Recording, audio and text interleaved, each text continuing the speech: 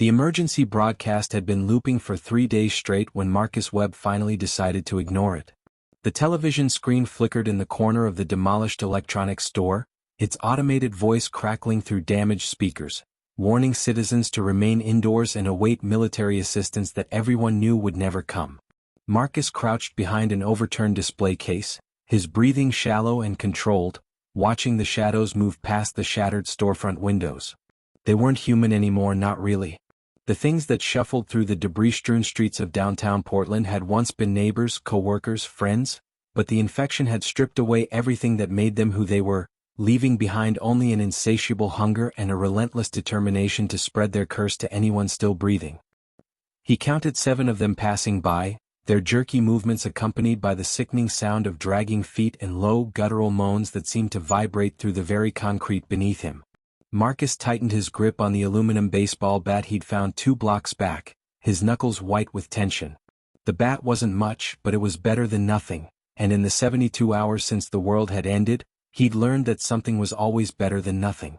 His backpack felt heavy against his shoulders, filled with whatever supplies he'd managed to scavenge: 3 bottles of water, a handful of protein bars, a first aid kit missing half its contents, and a flashlight with batteries he wasn't sure would last another night.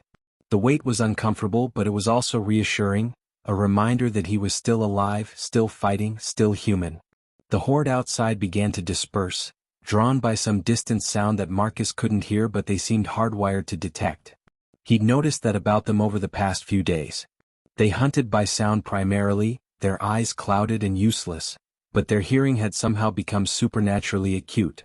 A dropped can 2 blocks away could attract dozens of them within minutes.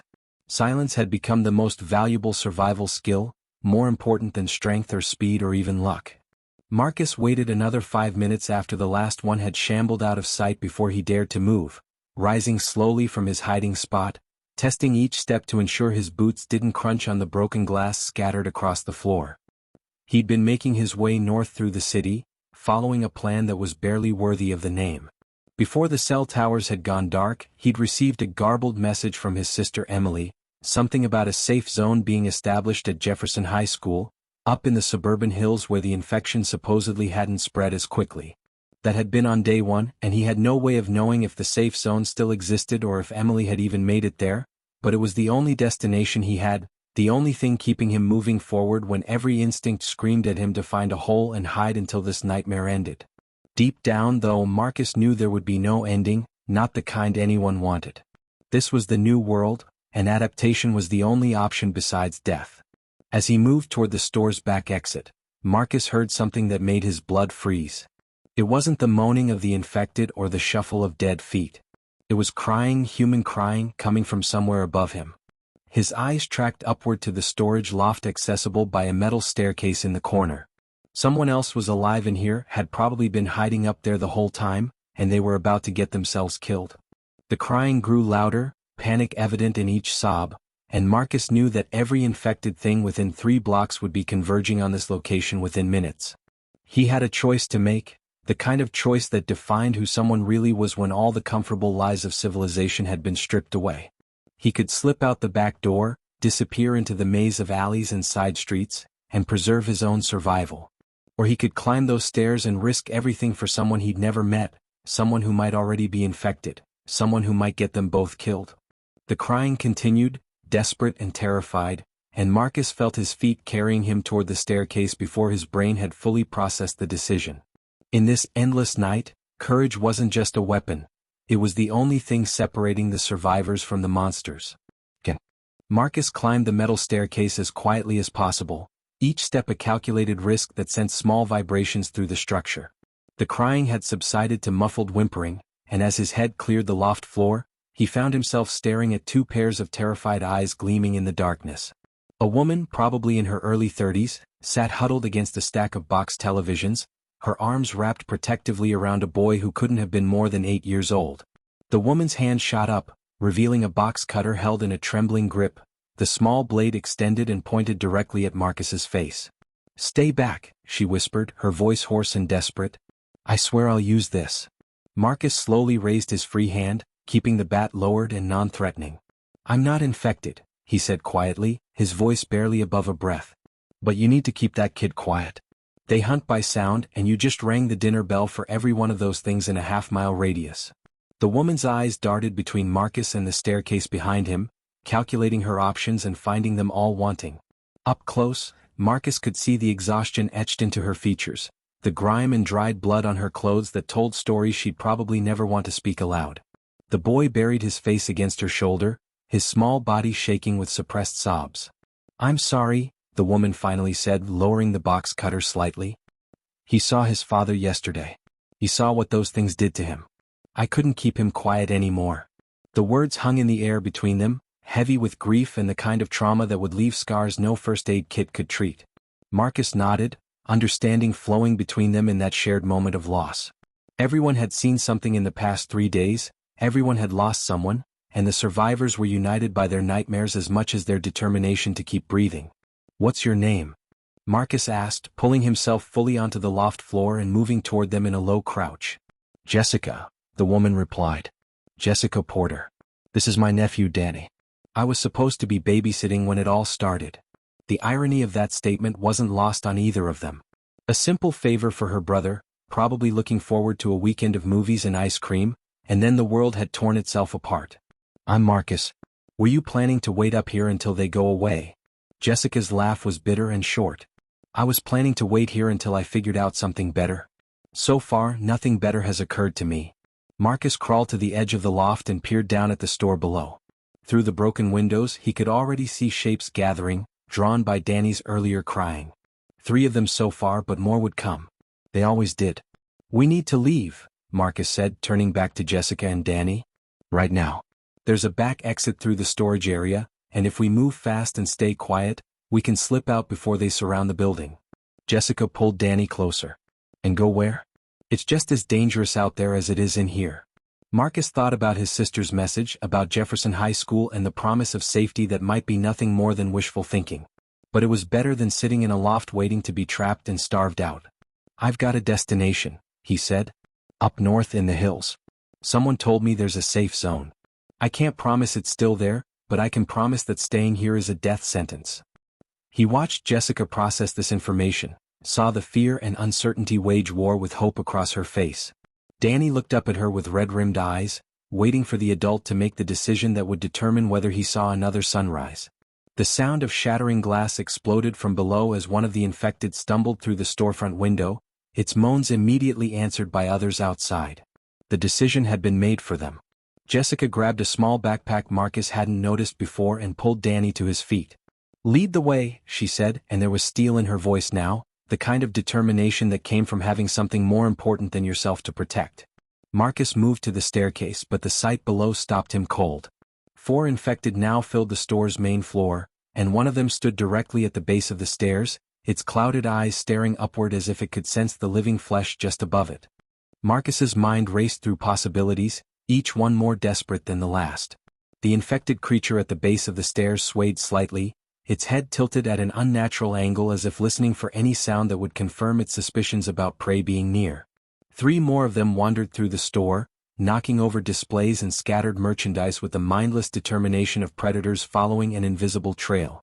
Jessica pressed closer behind Marcus, one hand over Danny's mouth to ensure no sound escaped the terrified child. The metal staircase was a death trap now, a narrow corridor with nowhere to dodge or retreat if they attempted descent. Marcus scanned the loft frantically, searching for any alternative, and his eyes landed on a large ventilation duct running along the ceiling, its grate hanging loose from one corner where the mounting had failed. It wasn't much of a plan, but desperation had a way of making terrible ideas seem reasonable. He pointed toward the duct and caught Jessica's eye, watching her follow his gesture and understand immediately what he was proposing. She shook her head vigorously, her expression clear. It was too risky, too uncertain, too likely to end with them all dead. But Marcus gestured down at the infected gathering below, their numbers growing as more shuffled through the broken storefront, and asked a silent question with his eyes. What choice did they have? Jessica's resistance crumbled as the reality of their situation settled over her like a suffocating blanket. She nodded once, sharp and decisive, then whispered directly into Danny's ear, preparing the boy for what came next. Marcus pulled himself onto the stack of box televisions, the cardboard creaking ominously under his weight. Each movement felt amplified in the confined space, every rustle and scrape a potential alarm that would bring the infected swarming up the stairs. He reached the ventilation grate and carefully pried it fully open, wincing as old screws squeaked in protest. The sound seemed deafening to his heightened senses, but the infected below continued their aimless wandering, not yet triggered into a feeding frenzy. The duct beyond was dark and narrow, disappearing into the building's infrastructure with no guarantee of where it led or whether it would support their combined weight. Marcus tested the metal surface with one hand, feeling the slight flex and hearing the faint groan of stressed material. Would have to be enough. He pulled himself into the opening, his backpack scraping against the sides, and Army crawled forward several feet to make room for Jessica and Danny. The metal was cold against his palms and knees, and the darkness ahead was absolute, broken only by the dim light filtering in from the loft behind them. Jessica lifted Danny toward the opening, whispering encouragement as the boy hesitated at the edge of this dark unknown. "It's okay, baby," she breathed. "It's like a tunnel at the playground. Just crawl forward and follow Marcus. I'll be right behind you." Danny's small face was pale with fear, but he obeyed, pulling himself into the duct with surprising agility. Marcus reached back and guided the boy forward, feeling the child's rapid heartbeat through his trembling arms. Jessica hoisted herself up next, moving with urgent efficiency, and had just pulled her legs into the duct when the sound they'd all been dreading echoed from below. The crash of the metal staircase under heavy weight, the scrape of hands on railings, and the intensifying moans that meant the infected had detected their movement and were coming. Move now," Marcus hissed, all pretense of silence abandoned as he scrambled forward through the duct. Danny crawled ahead of him with frantic energy, driven by the primal fear that transcended his young years. Behind them, Jessica moved as fast as the confined space allowed, and through the open grate, they could hear the infected reaching the loft, their moans rising to an almost frenzied pitch as they discovered the still warm space where living humans had been moments before. The duct branched ahead, offering two directions with no indication of which might lead to safety and which might dead end into a metal coffin. Marcus chose right on pure instinct, praying to whatever remained of providence in this ruined world that his choice wouldn't kill them all. The duct sloped downward, and suddenly Danny yelped as the metal beneath him gave way. The boy slid forward into darkness, disappearing from sight with a metallic scraping sound that ended in a heavy thump. Jessica's strangled cry of "Danny" echoed through the duct, and Marcus felt the structure beneath him beginning to fail, the screws and joints never meant to support this much weight finally surrendering to physics and gravity. The world tilted, metal screamed, and then they were all falling into the black unknown below. Marcus hit the ground hard, the impact driving the air from his lungs and sending jolts of pain through his shoulder and ribs. For a moment, he lay stunned in complete darkness, his mind struggling to process whether he was injured, alive, or about to be torn apart by infected hands. Then his training from years of amateur boxing kicked in, and he forced himself to take inventory. Fingers moved, toes responded, nothing felt broken despite the bruises that were already forming. Above him, he heard Jessica land with a grunt of pain, followed by her immediate and desperate call for her nephew. "Danny. Danny, answer me." Her voice cracked with panic, and Marcus fumbled for the flashlight in his backpack, his hands shaking as he clicked it on. The beam cut through the darkness, revealing that they'd fallen into some kind of basement storage area, probably directly below the electronics store. Danny sat about 6 feet away, wide-eyed but apparently unharmed, cushioned by his fall onto a pile of collapsed cardboard boxes. "I'm okay," the boy said quietly, and Jessica scrambled across the concrete floor to pull him into her arms, checking him over with frantic hands while tears of relief streamed down her dirt-smeared face. Marcus swung the flashlight beam around their new prison, taking stock of their situation. The room was large and cluttered with abandoned inventory, old shelving units, and the forgotten debris of a business that would never open again. A metal door stood in the far wall, and Marcus sent a silent prayer of gratitude to the universe when he spotted the green glow of an emergency exit sign above it. The backup battery was still working, which meant the door likely led to an outside stairwell or alley exit. Above them, the sounds of the infected echoed through the broken duct, their moans reverberating in the confined space as they searched for prey that had vanished like ghosts. Marcus pushed himself to his feet, testing his weight on his ankle and finding it sore but functional. "We need to keep moving," he said, extending a hand to help Jessica up. "That duct won't hold them forever, and I don't want to be here if they find another way down." Jessica nodded, pulling Danny to his feet and keeping him close as they navigated through the cluttered basement toward the exit door. Marcus reached it first and pressed his ear against the cold metal, listening for any sound of movement on the other side. Silence greeted him, or at least the relative silence of a dead city, the distant moans and crashes that had become the new ambient noise of their world. He tried the push bar, half expecting it to be locked or chained, but it gave way smoothly, opening onto a concrete stairwell that led upward to street level. Daylight filtered down from above, pale and gray through the overcast sky, and Marcus had never been so grateful to see natural light. They climbed the stairs in single file, Marcus in the lead with his bat ready, Jessica bringing up the rear with Danny sandwiched protectively between them. The stairwell emerged into an alley behind the electronics store, mercifully empty of infected for the moment. Marcus oriented himself quickly, identifying the direction they needed to travel based on the street signs visible at the alley's end. Jefferson High is about 4 miles north from here, he said quietly. We'll need to move through residential areas as much as possible, avoid the main streets where they congregate in larger groups. Jessica adjusted her backpack and gripped her box cutter tighter. 4 miles might as well be 40 in a city full of those things. How are we supposed to make it that far with a child? Before Marcus could answer, a voice called out from above them, barely more than a harsh whisper but startling enough to make all three of them jump. Hey, up here. They looked up to see a face peering over the edge of a second-story fire escape, a young man with a scraggly beard and wild eyes that held the same haunted look they all wore now. You're heading the wrong way, the stranger said urgently. Jefferson High fell yesterday. I saw it happen from my window. The infected overran it in less than an hour. Marcus felt his stomach drop, the fragile hope that had been driving him forward suddenly crumbling to dust. Emily. His sister's face flashed through his mind, and he forced the thought away before despair could paralyze him. Where then? He called up to the stranger.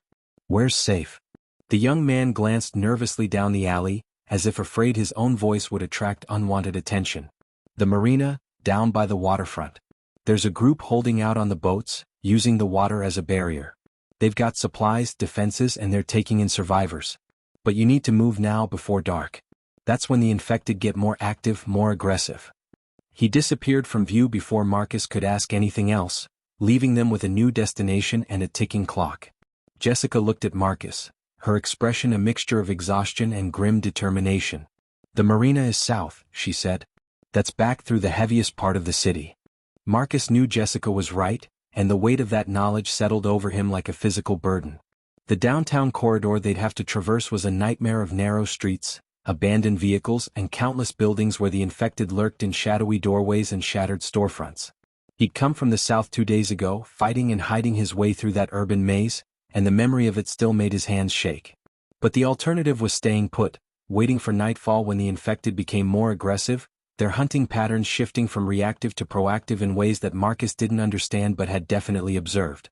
We move fast and we move smart, he said, checking his watch and seeing it was just past 2 in the afternoon. That gives us maybe 4 hours of decent daylight. The marina is about 3 miles south. If we can average a mile an hour, staying quiet and avoiding confrontation, we might make it before dusk. Jessica pulled a water bottle from her backpack and handed it to Danny, making sure the boy drank despite his protest that he wasn't thirsty. And if we run into a horde? She asked, her voice steady despite the fear Marcus could see in her eyes. We don't, Marcus replied simply. We hear them before they hear us, we see them before they see us, and we go around. No heroes, no risks we don't absolutely have to take. Danny's safety comes first, then ours. Agreed. Jessica nodded, and something in her expression softened slightly, a flicker of trust beginning to form between two strangers bound together by catastrophe. They moved out of the alley and onto the street, keeping close to the buildings and pausing at every intersection to scan for threats. The city felt like a corpse itself, hollow and rotting, with debris scattered everywhere and the occasional curl of smoke rising from fires that burned unchecked in the distance. They made good progress for the first 20 minutes, navigating through a residential area where the houses stood empty and silent, their doors hanging open like mouths frozen in eternal screams. Marcus could see evidence of hasty evacuations everywhere. Toys abandoned on lawns, cars with doors left open and keys still in the ignition, windows broken from the inside by people desperate to escape.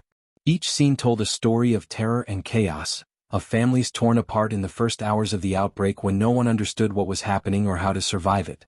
Danny walked between Marcus and Jessica, his small hand gripping his aunt's tightly, his eyes taking in horrors no child should ever witness. Marcus wondered what kind of world the boy would grow up in, assuming he survived to grow up at all, and whether Danny would even remember what life had been like before the infection turned civilization into a graveyard. They were crossing what had once been a small neighborhood park when Marcus spotted movement near the playground equipment. He raised his fist, the signal to stop, and all three of them froze instantly. A figure emerged from behind the slide, and Marcus's grip tightened on his bat until he registered that the person was moving with purpose and coordination, not the jerky shuffle of the infected. It was a woman, probably in her 50s, wearing a postal worker's uniform and carrying a crowbar that looked well used. She spotted them at the same moment, and her body language shifted immediately to defensive, the crowbar rising slightly. "I don't want trouble," she called out, her voice hoarse but firm. "I'm just passing through, same as you." Marcus studied her carefully, looking for any signs of infection or aggression beyond reasonable caution. "We're heading to the marina," he said. "There's supposed to be a safe zone there. You're welcome to join us." The woman laughed, a sound devoid of humor. "The marina? That's Brendan Cole's setup. Yeah, it's real, and yeah, they've got defenses.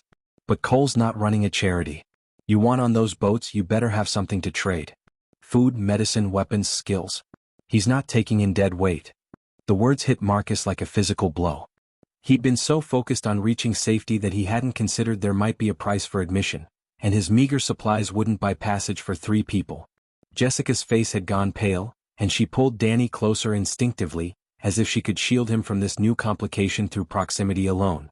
"What kind of skills?" Marcus asked, his mind already racing through options. The postal worker shrugged. "I was a medic in the army 20 years ago. That's my ticket. What about you?" Before Marcus could answer, Danny's voice cut through the tension, small and frightened. "Aunt Jessica, what's that smell?" They all caught it at the same moment, the distinctive odor of decay and rot that accompanied large groups of infected. Somewhere close by, very close, a horde was moving. The postal worker reacted first, her military training overriding the momentary paralysis that gripped the others. "Move now. Into that house." She pointed to a 2-story colonial with an intact front door, and they all ran without question, the instinct for survival overriding any hesitation about following a stranger's orders. Marcus reached the door first and tried the handle, finding it locked, then stepped back and kicked hard just below the knob. The frame splintered on the second impact, and they tumbled inside, Marcus immediately turning to ease the broken door closed behind them as carefully as possible. Through the gap, he could see them coming around the corner 2 blocks down, a massive group of at least 30 infected, moving together like a school of fish driven by some collective instinct none of them understood. The horde shuffled down the middle of the street, moaning in a discordant chorus that raised every hair on Marcus's neck. The postal worker moved away from the door, scanning the house's interior with tactical efficiency. "I'm Patricia Brennan," she whispered, her eyes never stopping their assessment of potential exits and defensive positions. "We need to get to higher ground, away from windows and doors. These old houses usually have attics." Jessica kept Danny close, her hand over his mouth again as a precaution, while Marcus carefully released the broken door and stepped away from it. The frame was damaged enough that it wouldn't stay properly closed, hanging slightly ajar in a way that made his stomach clench with anxiety. Any infected that got close enough would immediately know something had disturbed this house, and that kind of curiosity always ended badly for the living. The horde's moans grew louder, the sound washing over the neighborhood like a wave of despair, and Marcus could hear individual sets of feet scraping against pavement, dozens of them, maybe more than his initial estimate. They found the attic access in the hallway ceiling, a pull-down ladder that Patricia lowered with agonizing slowness to minimize noise. Danny went up first, his small frame easily navigating the narrow opening, followed by Jessica, then Patricia. Marcus came last, pulling the ladder up behind him and easing the hatch closed just as the moaning reached peak volume directly outside the house. The attic was cramped and stifling, heated by the afternoon sun beating down on the roof, and insulation fibers floated in the air making each breath an exercise in controlled discomfort. A small circular vent window at one end provided minimal light and air, and Patricia crawled toward it, peering out at the street below. Marcus joined her, keeping low, and together they watched the horde pass by the house in a seemingly endless stream of shuffling bodies. "I've never seen this many together," Marcus breathed, counting heads and losing track after 40. "They're migrating," Patricia said quietly. "I've been observing them for 3 days now, plotting movements, trying to find patterns. They group up during the day and move toward areas where they last detected noise or activity. At night, they spread out and hunt more actively, but during daylight, they herd." The information aligned with Marcus's own observations but on a much larger scale than he'd considered. If the infected were genuinely capable of this kind of coordinated behavior, even if it was instinctual rather than intelligent, then survival became exponentially more complicated. You couldn't just hide from individuals or small groups. You had to think about migration patterns, feeding territories, and horde movements like some kind of apocalyptic wildlife biologist. Jessica crawled up beside them with Danny tucked against her side, and all four of them watched in horrified fascination as the horde continued its journey down the street. Some of the infected were fresh, their transformations recent enough that they still wore recognizable clothing and bore minimal damage.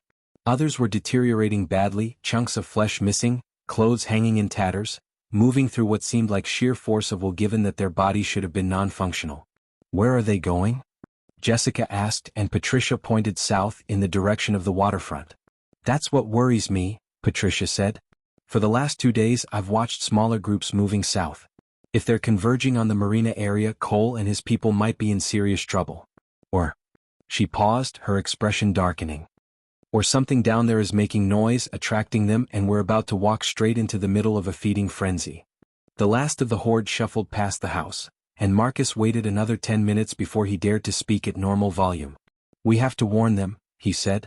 "If there are survivors at the marina, they need to know this is coming." Patricia looked at him with something that might have been respect or might have been pity. "That's assuming Cole lets us close enough to talk before deciding whether we're worth the ammunition. The man's not known for his humanitarian instincts." Marcus met her gaze steadily. "Then we better figure out what makes us valuable enough to keep alive and fast." They waited in the stifling attic for another hour, ensuring the horde had truly passed before descending back into the house. The afternoon sun was already beginning its descent toward the horizon, painting the sky in shades of orange and red that would have been beautiful in any other circumstance. Now it just served as a countdown clock reminding them that darkness brought increased danger and decreased options. Marcus led them out through the back door, cutting through yards and staying parallel to the route the horde had taken while maintaining a safe distance. Patricia moved with military precision, using hand signals to communicate when words were too risky, and Marcus found himself grateful for her presence despite the complications her warnings about Cole had introduced. They covered the remaining distance to the waterfront in just under 90 minutes, moving faster now that they knew the horde's location and could navigate around it. The marina came into view as they crested a hill overlooking the harbor, and Marcus felt a surge of hope at the sight before him. 3 large boats were anchored in a defensive cluster about 50 yards from the dock, connected by rope bridges and surrounded by smaller vessels that had been deliberately capsized to create barriers.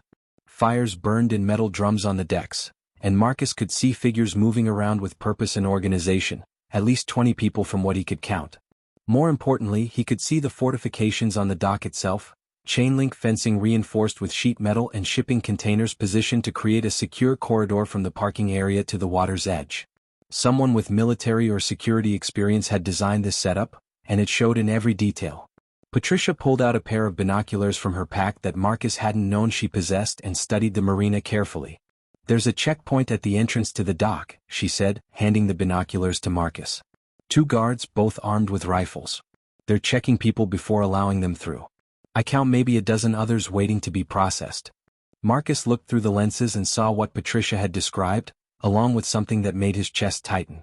Some of the people in the waiting group were being turned away, sent back toward the city with nothing but their desperation for company. Cole wasn't bluffing about being selective. Jessica saw Marcus's expression and understood immediately. "We need leverage," she said quietly, her hand finding Danny's shoulder. "Something they need badly enough to take in all 4 of us." Patricia was quiet for a moment, then spoke with careful deliberation. "The horde. We know where it is, where it's heading, and roughly how many infected are in it.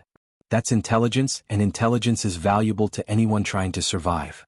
Marcus considered this, weighing the value of information against the cost of 3 additional mouths to feed.